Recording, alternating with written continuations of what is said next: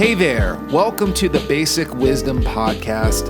I'm Brandon Rith, founder and lead instructor of Basic Wisdom. If you're not familiar with this podcast or anything that I do, my business offers educational support for both FINRA and NASAA exams like the SIE, Series 7, Series 66, and others, all of which are posted on basicwisdom.net.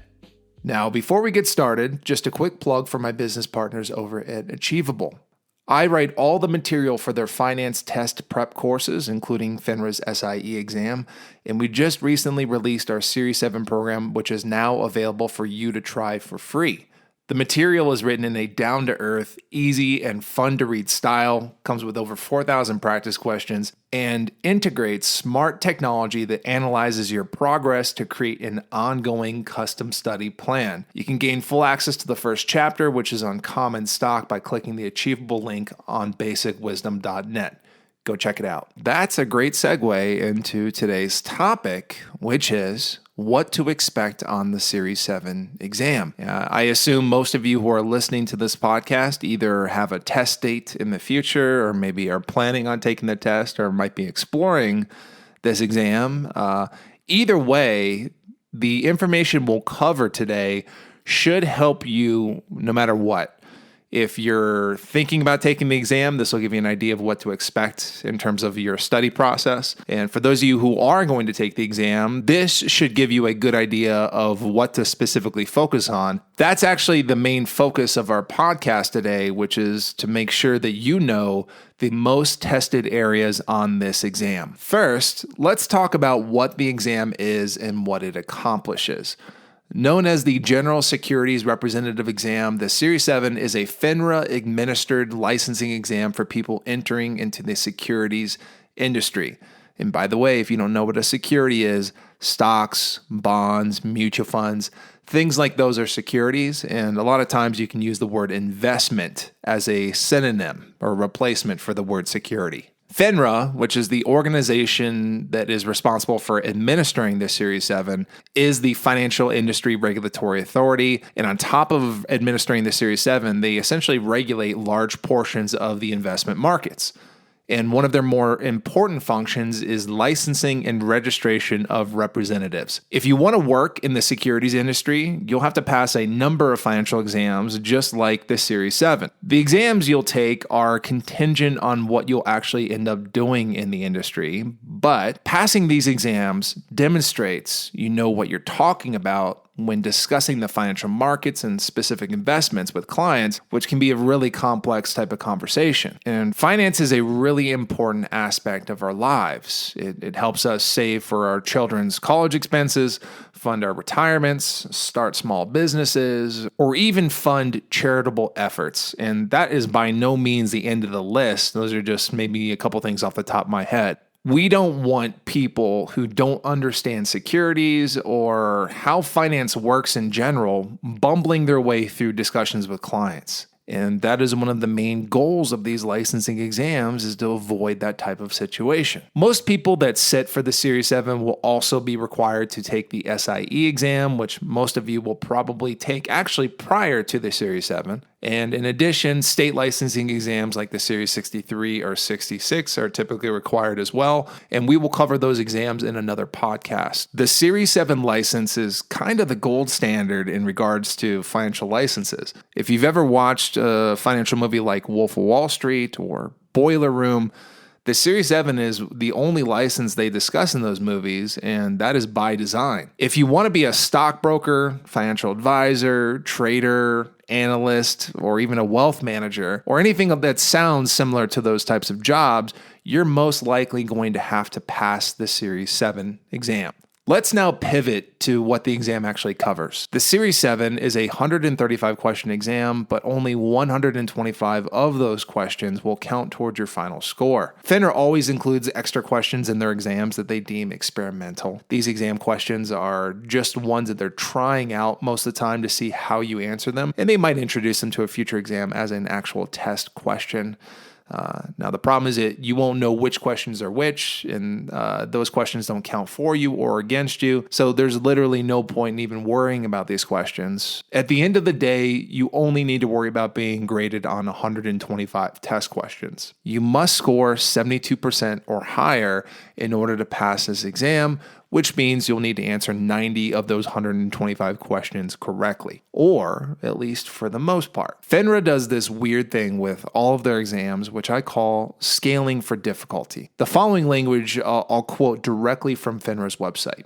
Quote, "Your test score is placed on a common scale with all other candidate test scores for that exam, and statistical adjustments are made to the score to account for slight variations in the difficulty that may exist among different sets of exam questions." There's an element of randomness with FINRA exams, and you could end up with a very difficult or even a very easy exam, both of which are within the realm of possibilities. If you're given a very difficult exam, there is a silver lining.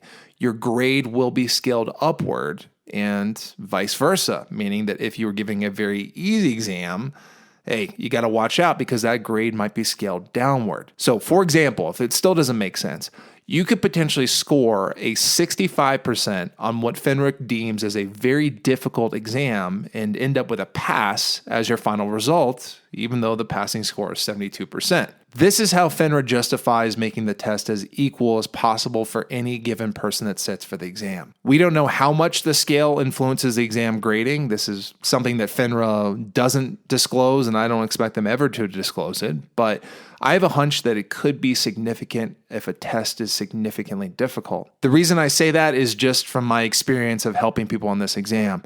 One of the most common forms of feedback I get from my students regarding this test is something like, that was the most difficult exam I ever took. I swear I was going to fail the exam, but I hit the submit button and I actually passed. And here's the thing. I think they're right. I don't think this is a misjudgment of the exam or even test anxiety fueling your perspective of the exam. I think people are really getting very advanced sets of questions, but the grading of the exam compensates for the difficulty, again, to make it fair for everyone. This is actually a very important thing to be aware of for all FINRA exams.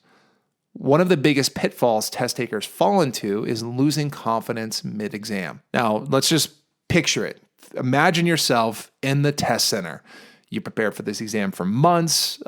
You think you're ready. You think you've studied all the right things. You sit in your chair.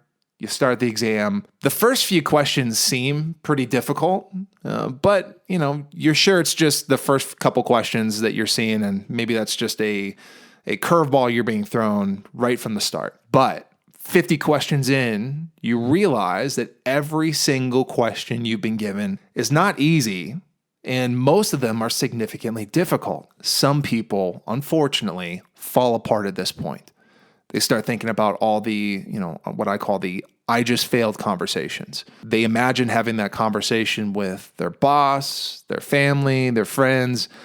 The reality is that most people will talk about studying for this exam mainly because it takes so many hours out of your life. So, of course, your boss will know about it if you work in the industry, but you're going to tell your family, you're going to tell your friends, you're going to tell your neighbors, and no one wants to come back from that exam telling those people that they failed. It is no judgment of someone's character or how smart they are. In fact, I'd say most people that end up failing the Series 7, it's just because they either didn't approach their study process in the right way or didn't give themselves enough time. Failing an exam that your career hinges on and that most of the people you know are aware of that you're taking, it just kind of rubs salt a little bit into the wound. The best thing that you can do is to not let those thoughts creep in. And I know that's not an easy thing to do. If you mentally give up in the middle of the exam, you're not going to be paying attention closely to the other questions that you have to go through. For those of you who have studied this exam and have seen practice questions relating to the Series 7, you know that these are very nitpicky questions. Sometimes one word can change everything in the question. The questions are also written in a real difficult, in a tricky way. So you need to be on top of the ball in order to get through a majority of these questions and answer them correctly. This exam requires every ounce of brain energy to pass, and you must pay attention to the details. Here's the thing that you'll need to remember. you're almost always doing better than you think you are because of the curve. Okay, let's do a quick recap of what we just talked about before we get into the actual material on the exam. There are 135 test questions on the Series 7 exam. 125 of those test questions will count toward your actual grade. You must score 72%, and there is a curve for difficulty. Now, let's break down the exam specifics. FINRA breaks down the Series 7 exam into 4 distinct categories, which I'll use to guide us. A whopping 91 questions, or 73% of the exam, is dedicated to one category. It's this category, and I'll quote from FINRA's language. Quote, provides customers with information about investments, makes recommendations, transfers assets, and maintains appropriate records. That's FINRA speak there. Let me translate that to you in plain English. This section is basically suitability. Suitability refers to making suitable investment recommendations to clients given their financial situation, investment objectives, and goals. It may sound simple, but the questions on this topic are some of the most difficult questions on the exam. Let's break down all you'll need to know to succeed in this category. First, you'll need to think about securities using what I call BRTI. And this is something that you'll see us mention over and over again in the Achievable Series 7 program. BRTI is benefits, risks, and typical investor of different products. Now, when I say products, I mean securities, I mean investments, and there are a lot of them that we need to be aware of for the exam. Let's go through the BRTI of one of the more frequently discussed securities in the exam, being common stock, or what most people would just refer to as stock. So let's start with the B, the benefits. What are the benefits of common stock? Well, they offer growth, also known as capital appreciation, which basically means that you can buy these at low prices and hopefully sell them at high prices later. And also, some stocks pay dividend income, which is literally cash to investors just for holding their stock. Those are 2 great benefits of common stock. Next, let's talk about the R, the risks of common stock. Well, there are systematic, also known as market-wide risks, like market risk. That's basically when the market completely falls apart due to some circumstance or event. The market crash in 2008 or coronavirus in March 2020 are examples of market risk. There are also non-systematic risks that apply to specific businesses at a time, like business risk, which is the risk that you just can't sell your products, financial risk, the risk that the company borrowed too much money, regulatory risk, that's where the government threatens regulation or introduces regulation, which costs the company money, and even liquidity risk, which is the risk that a security will be difficult to sell, and that is especially prevalent for unlisted stocks. And that's basically a stock that does not trade on an exchange like the New York Stock Exchange or NASDAQ. And last, what about TI, the typical investor? Common stock investors are typically young and have long time horizons. This is mostly due to the risk involved with these investments. The stock market is kind of like a roller coaster, especially if you've watched it at all in 2020. And you definitely want to make sure the people that are primarily putting lots of money in those types of investments can survive that type of risk and have time to recoup losses in case we run into a multi-year bear market, which basically means that the market is going down over a long period of time. So that was BRTI, benefits, risks, typical investor of common stock.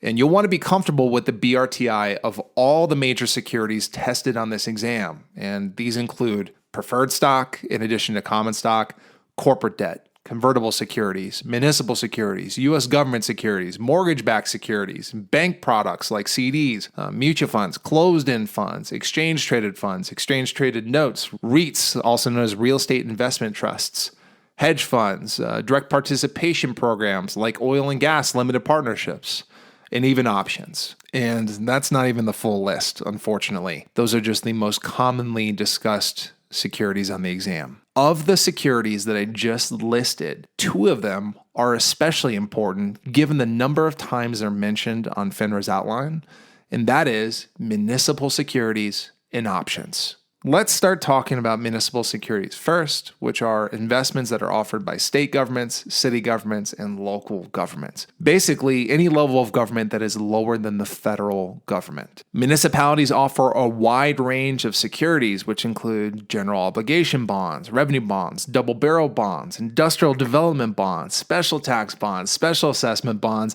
anticipation notes, 529 plans, and that's not it. Those are just the most commonly discussed municipal securities. Not only could you be tested on the characteristics and suitability of these products, but also the issuance of these securities.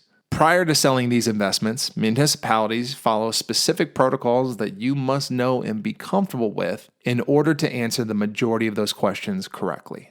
Options are derivative investments that make returns for investors that make bets on market movements. For example, a long call investment, which is an option, is a bet that market prices are going to go up. And if they go up, you make money.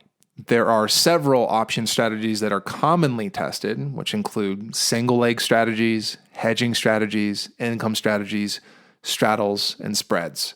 With these option strategies in particular, you want to feel really comfortable with how they work. What's the math behind it? Meaning, what's the maximum gain? What's the maximum loss? What's even the break even? What happens when the market price goes here or there? You want to feel really comfortable with those topics.